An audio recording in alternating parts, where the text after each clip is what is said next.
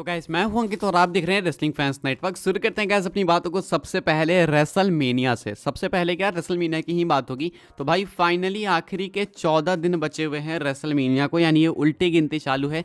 14 दिन यानी 2 हफ्ते, फाइनल 2 वीक्स फॉर रेसलमेनिया। भाई हाइप बहुत है एंड ये चीज़ मैं आपको इसलिए बता रहा हूँ ताकि आप इस चीज़ को रियलाइज़ करो कि कितना कम समय बच चुका है। कम समय महसूस होता है तो हाइप ज़्यादा बढ़ती है, यानी सिर्फ और सिर्फ फाइनल 14 डेज 14 बार सो के उठोगे देन रेसलमेनिया नाइट 1 आपको देखने को मिलेगा बिल्कुल लाइव। अब हाइप तो भाई मेरे लिए मुझे बहुत है, मुझे तो बहुत ही ज़्यादा एक्साइटमेंट है। आपके लिए कितनी है, आप कितना एक्साइटेड हो, आप लोग कमेंट करके बताना जरूर से। पर्सनली मैं बहुत ज़्यादा वेट कर रहा हूँ बिकॉज ये 14 दिन काफ़ी इंपॉर्टेंट होने वाले हैं।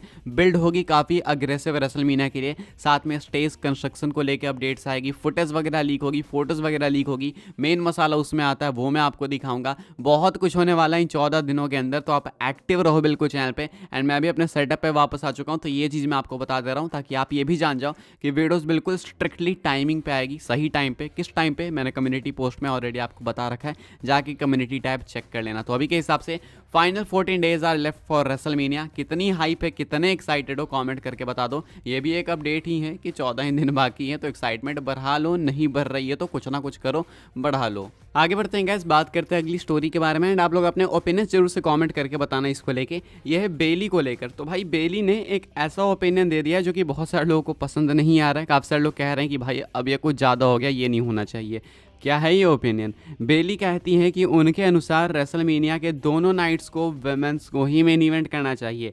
अब रेसलमेनिया 40 जो कि भाई बहुत ही बड़ा रेसलमेनिया है, जिसमें दोनों को Roman Reigns Cody Rhodes main event करेंगे, उस वाले रेसलमेनिया को बेली चाहती हैं कि फीमेल सुपरस्टार्स मेन इवेंट करे। कौन कौन? तो एक तो Becky Lynch and Riya replay, और एक वो एंड इयो स्काई, वो यानी बेली एंड इयो स्काई। अब मेरे हिसाब से एक सिंपल वन वर्ड आंसर मैं दे दूंगा इसका, वो है नो, नहीं होना चाहिए। 2 नाइट्स तो क्या भाई, एक नाइट भी नहीं होना चाहिए, सेमी मेन इवेंट भी नहीं होना चाहिए। मैं तो ये कहता हूँ, इसलिए नहीं क्योंकि वो फीमेल है या फिर वो विमेंस है। भाई सिंपल सादी बात है, रेसलमेनिया साल का इकलौता सबसे बड़ा इवेंट है डब्ल्यूडब्ल्यूई का, जिसके लिए हम लोग साल भर इंतजार करते हैं। एंड हम नहीं चाहते हैं कि उस चीज़ को हम लोग किसी ऐसे मैच के ऊपर वेस्ट करें जिसकी हाइप ही नहीं बन पाती है, बन ही नहीं पाएगी भाई, ऑर्गेनिकली बनती ही नहीं है। एक बार रेसलमेनिया 35 में हमने देख लिया आजमा के, जो कि मैं तो देखना ही नहीं चाहता था, लेकिन स्टिल हुआ। Becky Lynch versus Charlotte Flair versus Rhonda राउजी। उसके बाद लोगों ने कंप्लेन करा, अभी तक करते हैं कि भाई वो क्या था, क्यों था। तो विमेंस मेन इवेंट, भाई ये सब देखो बोलने वाली बातें हैं, विमेन एम्पावरमेंट वाली।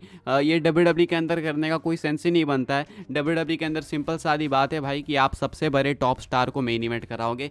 क्या बेली टॉप स्टार है? क्या इयो स्काई टॉप स्टार है? क्या बेकी लिंच टॉप स्टार है या फिर रिया रिप्ली टॉप स्टार है? वो विमेंस डिवीजन की टॉप स्टार है। तो अगर विमेंस को दोनों नाइट मेन इवेंट करना है तो रेसलमेनिया विमेन वाला वर्जन ले आओ भाई, वहाँ पे करा दो। लेकिन ये जहाँ पे दोनों कंबाइंड है वहाँ पे तो विमेंस को मेन इवेंट ही नहीं करना चाहिए, और ना ही सिर्फ रेसलमेनिया बल्कि भाई एक्सट्रीम रूल्स जैसे पेपर व्यू को भी इनको नहीं मेन इवेंट करना चाहिए। हाँ, वो एवोल्यूशन का एक टाइम था जब एवोल्यूशन वगैरह हुआ था स्पेशल फीमेल सुपरस्टार्स के लिए पेपर व्यू, तो वहाँ पे उन्होंने मेन इवेंट करा था, पूरा कार्ड उनका था, तो वैसा कराओ। लेकिन रेसलमेनिया या फिर कोई सा भी ऐसा पीएलई है जहाँ पे मेल सुपरस्टार्स भी हैं, तो मेरे हिसाब से मेल सुपरस्टार्स को ही मेन इवेंट करना चाहिए, क्योंकि सिंपल सारी बात है कि भाई हमारे आंखों पे वही जचता है, भाई मेरे पे तो वही जचता है। एंड रोमन कोडी, रॉलिंस, रॉक, ऐसे टैलेंट्स है आपके पास, सीएम पंक, ड्रू मैकिंटायर, इतने बड़े बड़े टैलेंट्स हैं, उनको छोड़ के अगर आप इन लोगों से मेन इवेंट कराओगे तो ये बेवकूफ़ी नहीं तो और क्या है। रेसलमेनिया 35 में एक बार करके डब्ल्यूडब्ल्यूई देख चुकी है एंड ये फिर करना जी का जंजाल बन जाएगा। तो अभी के हिसाब से बेली का ये ओपिनियन मुझे बहुत बेकार सा लगा। हालांकि मैं बेली की मोस्ट ऑफ द थिंग्स से अग्री करता हूँ, उनकी बातों से बहुत अग्री करता हूँ, बिकॉज मुझे काफ़ी सेंसिबल लगती हैं वो चीज़ें। लेकिन ये वाली चीज़ मुझे काफ़ी स्टूपिड लगी कि आखिर क्यों दोनों नाइट्स विमेंस को मेन इवेंट करना चाहिए, एक भी नहीं करना चाहिए मेरे हिसाब से। तो खैर आप अपने थॉट्स बता सकते हो कमेंट करके। ये थे मेरे ऑनेस्ट ओपिनियंस। आगे बढ़ते हैं गाइस, बात करते हैं अगली स्टोरी के बारे में जो कि है द रॉक को लेके। द रॉक यानी पीपल्स चैंपियन ग्रेट 1 को लेके।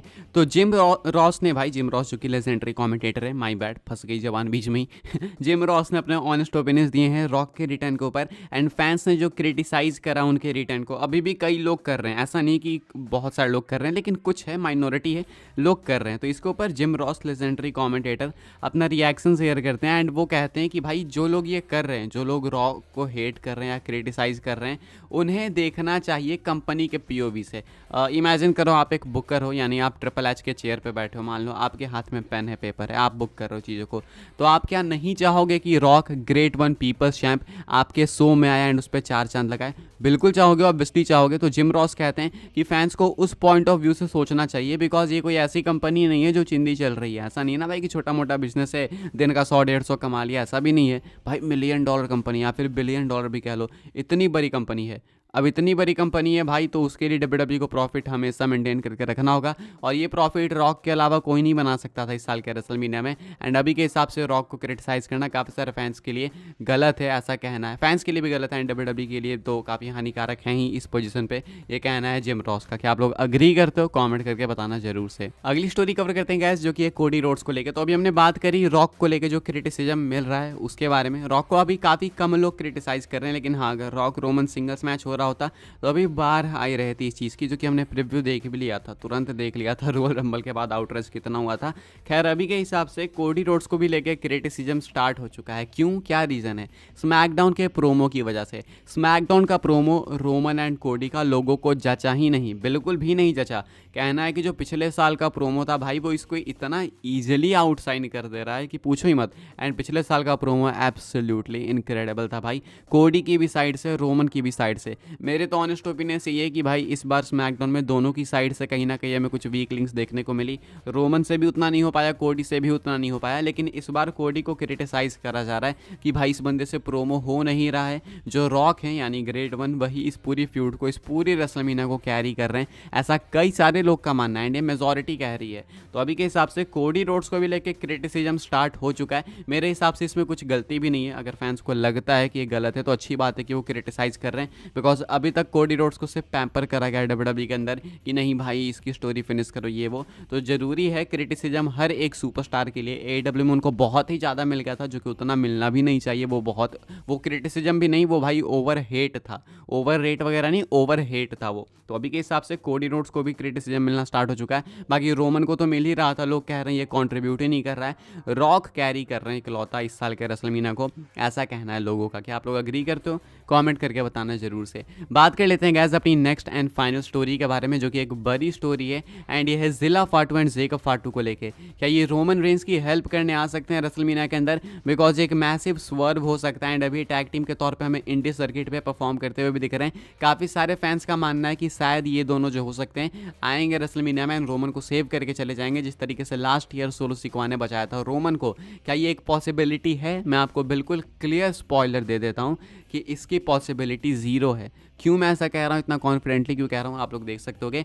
GCW के इवेंट के लिए, जो कि 20 अप्रैल को होगा, कंफर्म कर दिए जा चुके हैं जेकब एंड जिला फाटू, जो कि फेस करेंगे वुल्फ जैडिस को। ठीक है, अब इनका टैग टीम मैच कंफर्म है एंड अगर ये डब्ल्यूडब्ल्यूई में आने वाले होते तो इनकी पोस्ट मेनिया अपीयरेंस कहीं पे अनाउंस नहीं होती। तो ये तो कंफर्म है कि डब्ल्यूडब्ल्यूई में नहीं आ रहे हैं अभी 20 अप्रैल से पहले एटलीस्ट। तो रेसलमेनिया में तो ये नहीं रोमन को बचाने आएंगे। तो रोमन को अगर कोई बचाएगा तो या तो वो खुद ही रॉक होंगे, या नहीं तो सोलो होंगे, या नहीं तो जिमी होंगे, या नहीं तो रोमन होंगे। इसके अलावा और कोई नहीं हो सकता है। और या नहीं तो कोडी की बुरी किस्मत की सेथ रॉलिंस उन पर टर्न कर जाए। आउटसाइड इंटरफेरेंस नहीं होने वाली है, यानी कोई बाहर से नहीं आने वाला नया बंदा या न्यू कमर कोई ऐसा, ये मैं आपको कंफर्म करके बता सकता हूँ। अभी के हिसाब से इस वीडियो के लिए कुछ अपडेट्स आई, होप्स आपको इन्फॉर्मेशन मिलो तो वीडियो को लाइक करें, शेयर करें, सब्सक्राइब करें, चैनल को फॉलो कर सकते हैं मुझे इंस्टाग्राम एंड ट्विटर पर, लिंक आपको मिल जाएगा डिस्क्रिप्शन में। अगर मेरी मेहनत भाई थोड़ी भी आप चाहते हो कि रंग लाए तो सब्सक्राइब जरूर से कर देना चैनल को, बिकॉज इससे काफ़ी मोटिवेशन मिलता है। लाइक वगैरह भी कर देना जितना हो सके आपसे, बस इतना ही कहूँगा। मिलते हैं अपनी नेक्स्ट ऑफर काफ़ी इंटरेस्टिंग वीडियो में।